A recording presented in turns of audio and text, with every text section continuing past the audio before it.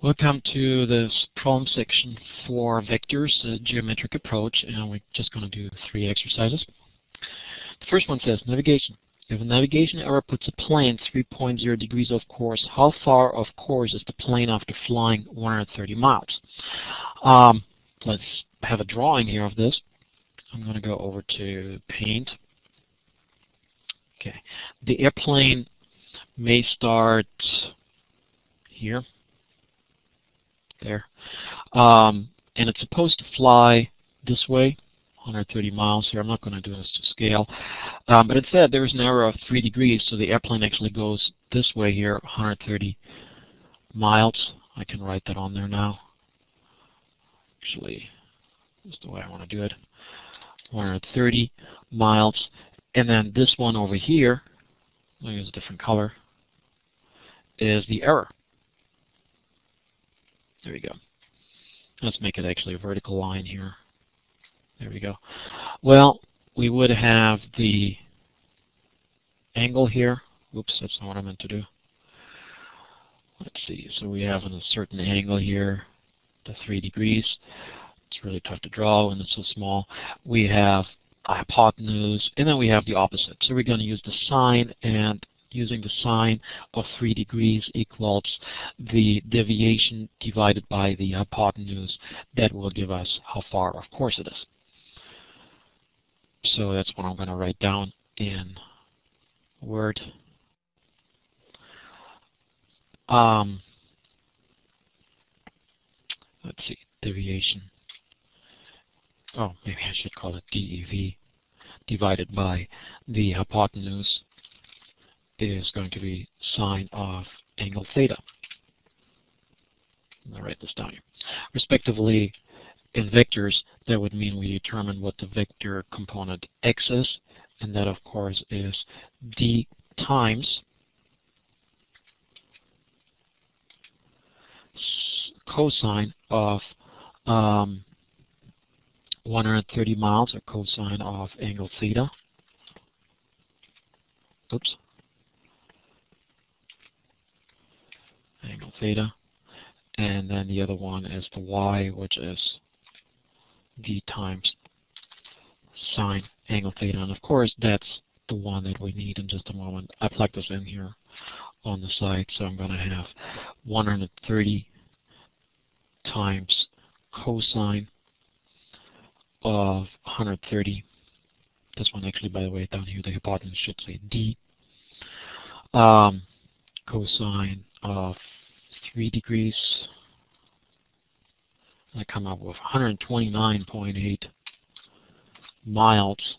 But what we're interested in is this 130 miles times sine of 3 degrees, which is 6.8 miles, and that one is quite a bit.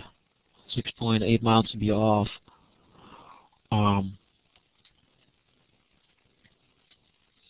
When you're traveling 130 miles. The next one is going to say that navigation. The ship is 2.8 degrees off course. If the ship is traveling at 14 miles per hour, how far off course will it be after 2 hours? So we would have to say that, well, in 1 hour, it makes 14 miles, so in 2 hours it actually makes 28 miles. And then just like the last example, we're going to take x to be d times cosine theta, and y d times sine theta, and we plug in the numbers 28 times cosine of 2.8 degrees, 27.97 miles, while the deviation, when it's off course, is 1.37 miles. Quite a bit still. You don't want to be 1.37 miles off, even though the angle only was 2.8 degrees. Okay, and the last example, velocity of an arrow. It says The horizontal and vertical components of the velocity of an arrow shot into the air are 15.0 feet per second and 25.0 feet per second respectively. Find the velocity of the arrow. So the velocity of the arrow is simply using the Pythagorean of saying 15 squared plus, I'm going to borrow a square here somewhere. Oh, maybe I do it this way. 15.0 squared plus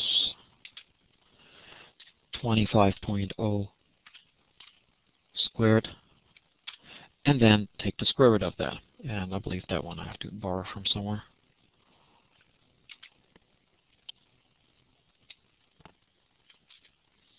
Parentheses. Okay, I'll do that on the side. 15 squared is 225 plus 25 squared is 625. Add the two, come up with 850. Take the square root, which is going to be a little bit less than 30. Yep, 29.15.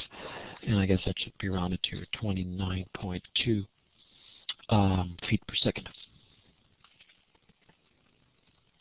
Okay, this one here is not asked for, but at what angle is the arrow shot?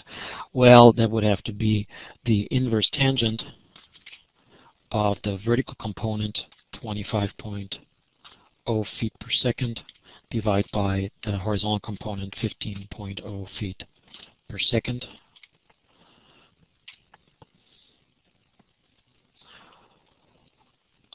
Should be more than 45 degrees.